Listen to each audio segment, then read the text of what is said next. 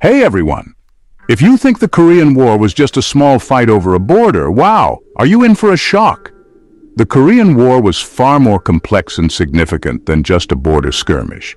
Let's explore the real reasons why North Korea invaded South Korea. This conflict was rooted in deep political, ideological, and historical contexts. Imagine this. It's June 25, 1950. Boom, North Korea, led by Kim Il-sung, suddenly attacks South Korea. But why? What drove them to make such a drastic move? Let's figure it out.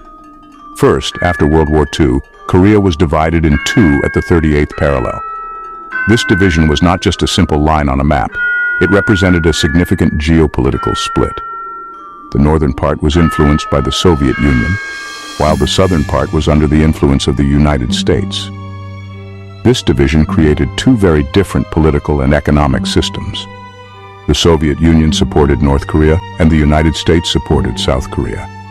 This support wasn't just diplomatic. It included military and economic aid, which further deepened the divide. Things were really tense between them. The Cold War was in full swing, and Korea was one of the many battlegrounds where the superpowers tested each other's resolve. Second, Kim Il-sung, the leader of North Korea, wanted all of Korea to be under his control. He envisioned a unified Korea under communist rule, which he believed was the true path to prosperity and strength. He got permission from Joseph Stalin of the Soviet Union and Mao Zedong of China. These leaders saw an opportunity to expand their influence in Asia by supporting Kim's ambitions. They thought taking over South Korea would be super easy.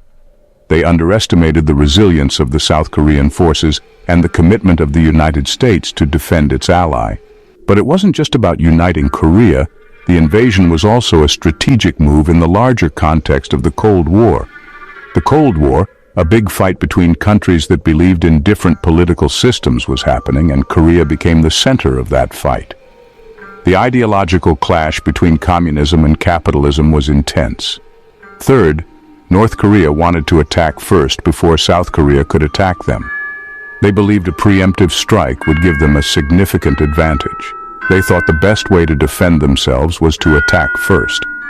This strategy was based on the belief that a strong offense is the best defense. And there was also a big difference in their beliefs. The North was driven by communist ideology, while the South was aligned with capitalist principles.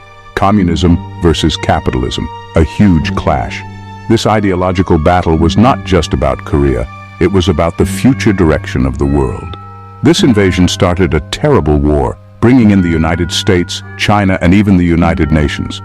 The conflict quickly escalated into a full-blown international crisis. It changed world politics and left behind problems that we still see today. The Korean Peninsula remains divided, and the tensions from that era still influence global relations. So the next time you hear about the Korean War, remember? It was a complicated mix of powerful people, different political beliefs, and a lot of history. It wasn't just a simple border conflict. It was a pivotal moment in the 20th century. Keep learning, everyone. Understanding history helps us make sense of the present and prepare for the future.